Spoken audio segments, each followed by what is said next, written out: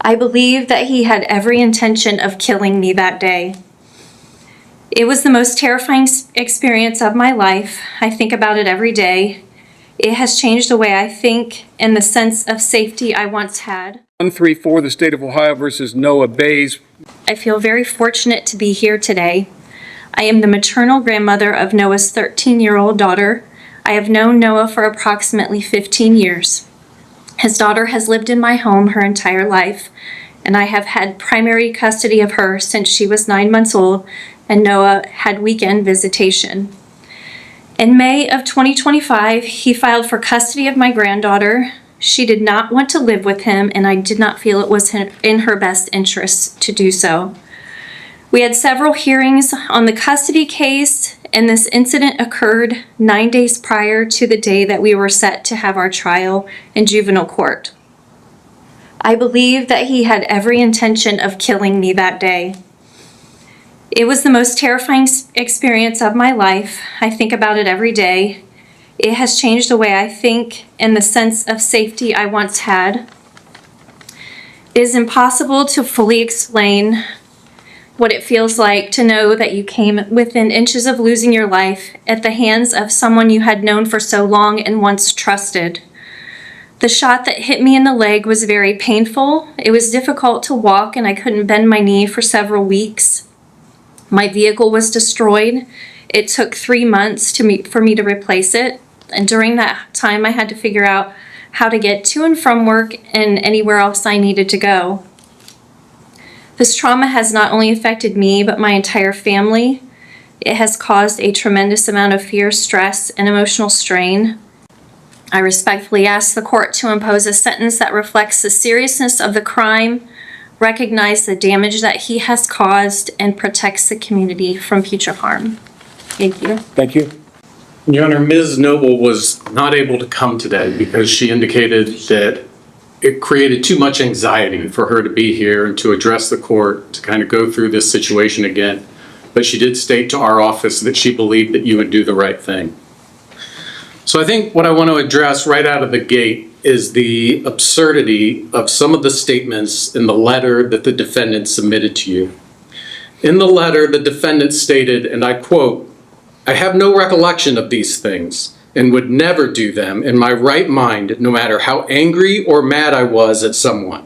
I am far from a violent person, even when angry." End quote. Think about that for a second. He wants you to believe that despite all of the planning and preparation that went into that day, he can't remember any of it because he was not in his, quote, right mind. Your Honor, the facts of that day demonstrate that that statement is a complete and total lie.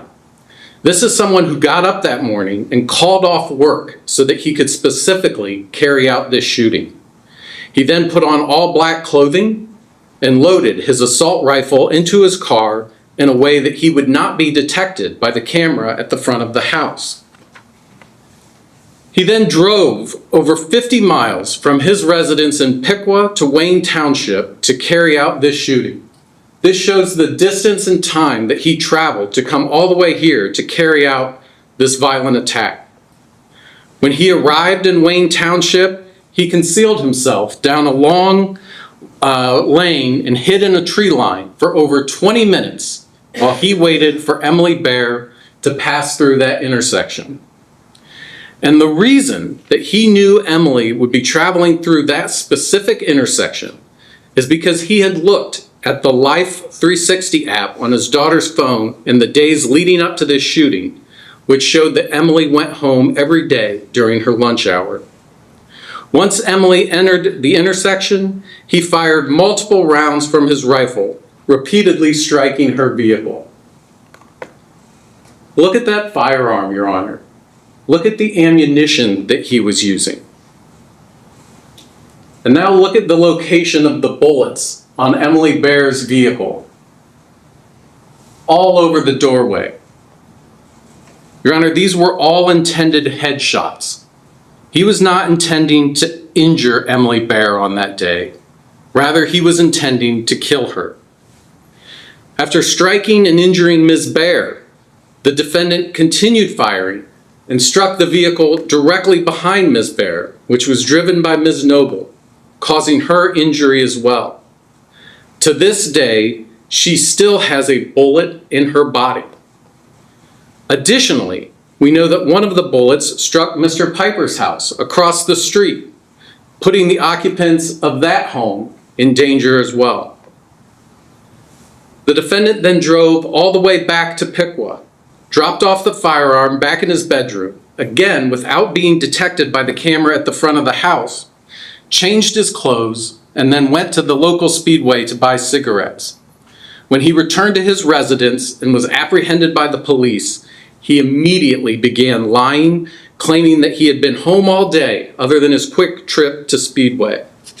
When he was interviewed by detectives later that evening, he continued to lie, claiming that he was only gone from the house that day for about 10 minutes, and he further told them that the only gun he owned was a shotgun that was used for trap shooting. Think about all of the actions that the defendant took that day, the planning and preparation to carry out this shooting, and the efforts he took to cover up his actions.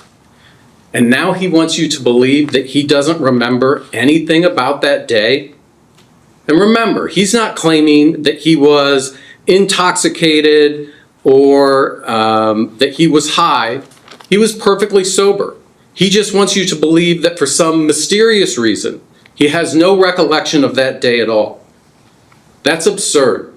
What he's really trying to do, Your Honor, is to get credit for accepting responsibility by entering a no contest plea while still professing and hoping that you will believe that someone like him would never commit such a violent attack if he was only in his right state of mind. What a coward. If you're going to accept responsibility for something, own it. Don't try to hide behind this phony nonsense about not being able to remember when there is zero evidence that you were under the influence or suffering a mental break. What's even more surprising in the sentencing memorandum offered by the defendant is the assertion that he did not have any concerns for his child's safety when she was with Emily Baer, and that Emily consistently provided a loving and stable home for his daughter. So that means that he was willing to kill someone who had voluntarily raised his daughter from birth and only showed her love and affection. And think about what this would have meant for his daughter if his plan had actually worked. If the defendant was successful, and if things had gone perfectly that day for him, he would have gotten away with murder, and his daughter would have always been left to wonder why her grandmother, her primary caretaker and provider, was gunned down in the middle of an intersection for no apparent reason. That was the defendant's preferred outcome for that day. One of the last things that I would point out is that the factors that the defendant highlights in his sentencing memorandum, demonstrating why he should receive a more lenient sentence, actually makes him all the more dangerous. No one saw this coming. Even Emily, when she was asked shortly after the shooting whether the defendant could have been involved, stated that she did not think that he would do something like this. The fact that there were no outward signs of anger or aggression towards Emily makes the methodical and calculated actions of the defendant all the more concerning. No one thought the defendant was capable of such a violent and senseless plot to murder someone. That's borne out in all of the letters that the court received. Only he knew what he was truly capable of, and because of that, he almost got away with it. Finally, Your Honor, there is one sentiment in the defendant's letter that I actually agree with. At the conclusion of the letter, the defendant suggested to you that 20 to 30 years in prison would not be appropriate for someone like him. And I couldn't agree more. 20 to 30 years is too light for what this defendant did. Therefore, we think a sentence in the range of 30 to 40 years is more appropriate when you consider all of the facts and circumstances and take into account that he is still being dishonest with this court with that self-serving letter he submitted, claiming to have no memory of that entire day. Thank you, Your Honor. Thank you. to Mr. Knibbett's statements. I think they're a bit disingenuous in terms of The judge's outburst at 11:09 to 11:39 is striking because it breaks from the procedural neutrality courts typically maintain. By admitting he's never seen this level of premeditation in nearly a decade on the bench, he signals that this case exceeds the normal scale he uses to calibrate sentences.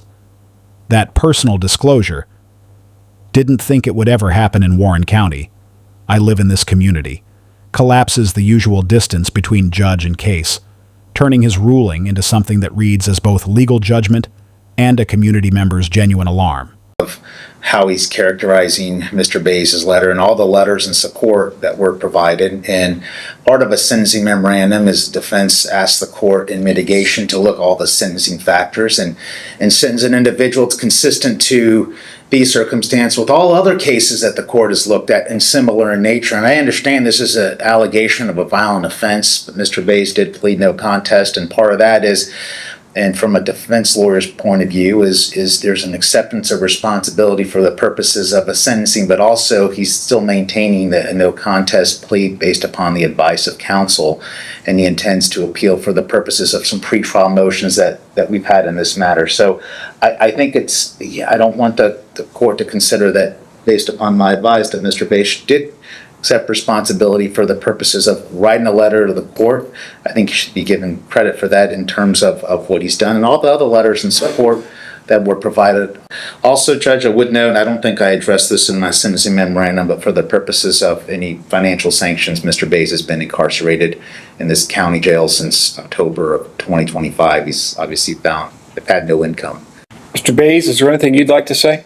Absolutely. The court has considered the statements made here today, the purposes and the principles of sentencing, including punishment, deterrence, and protection of the public.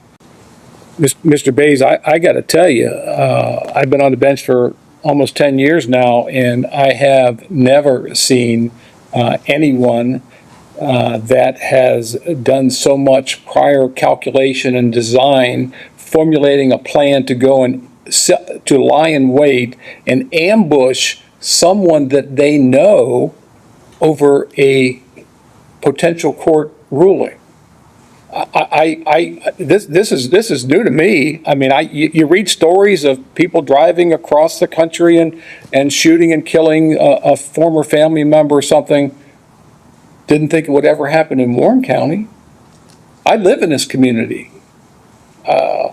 I am shocked by your conduct. I'm shocked by what I perceive to be as your lack of remorse, your lack of accountability.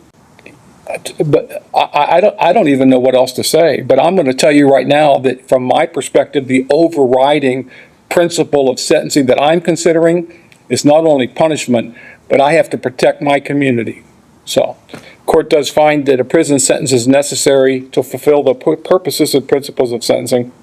On count one, 10 to 15 years plus 3 years on the gun spec. That to be served by law consecutive to the 10 years. On count 4, court is going to order you to serve 10 years in prison plus 3 years on that gun spec, those both to be served consecutive to each other and consecutive to count 1. On count 7, the discharge offense, the court is going to order you to serve 3 years in prison plus the 3-year gun spec, those to be served consecutive to each other and consecutive to count 1 and 4.